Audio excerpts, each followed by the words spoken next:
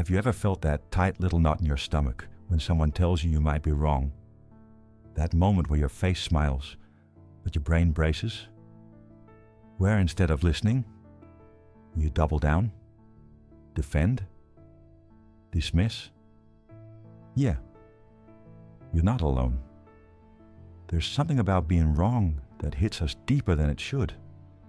Like it's not just our opinion on the line, but our identity. But what if that's the real problem? Not being wrong itself, but our refusal to let ourselves be. A few years ago, I was in Thailand, talking to the principal of a school I built. He was wise, calm, respected. A practicing Buddhist. At some point he tells me, with full certainty, that Buddha was born in Thailand. I smiled, because just a few months earlier someone in Cambodia told me Buddha was born in Cambodia.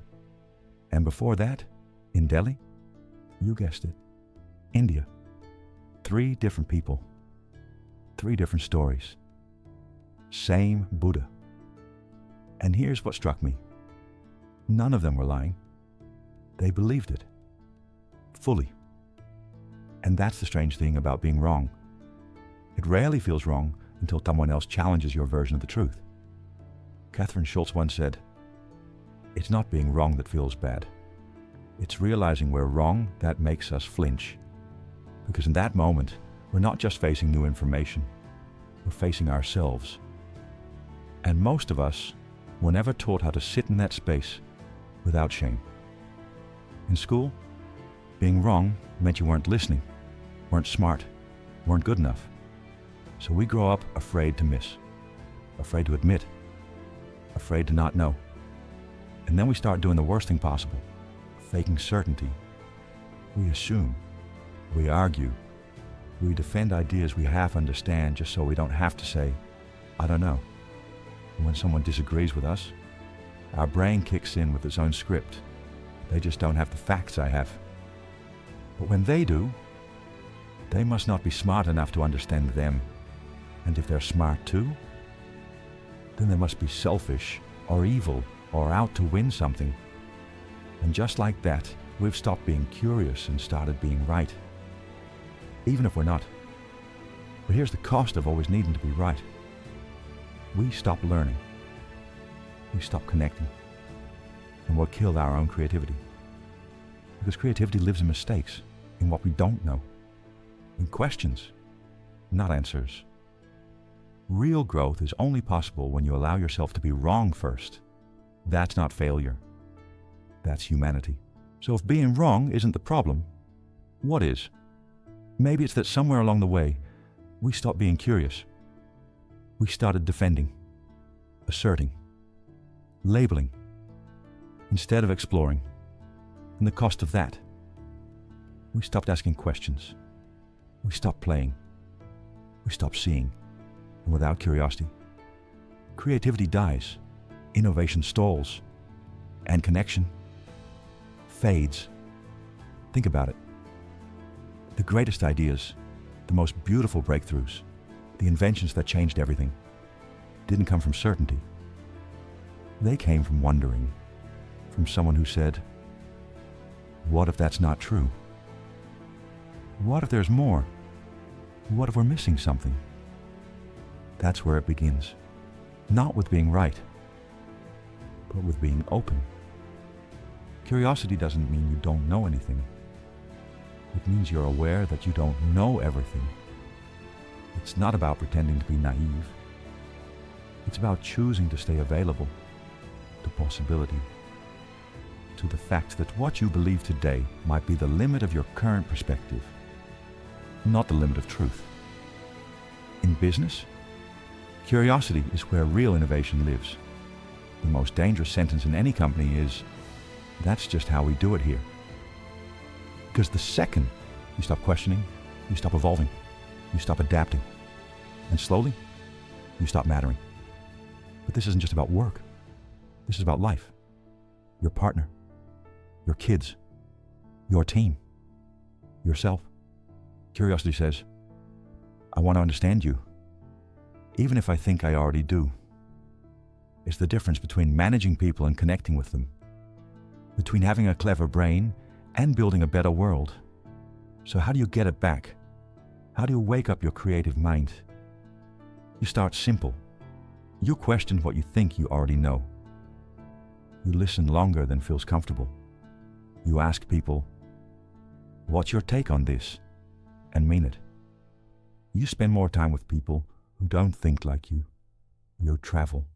You read something you disagree with. You try something new just to see what it teaches you. And most of all, you stop being afraid to say, "I don't know." Because that sentence, that's where discovery lives.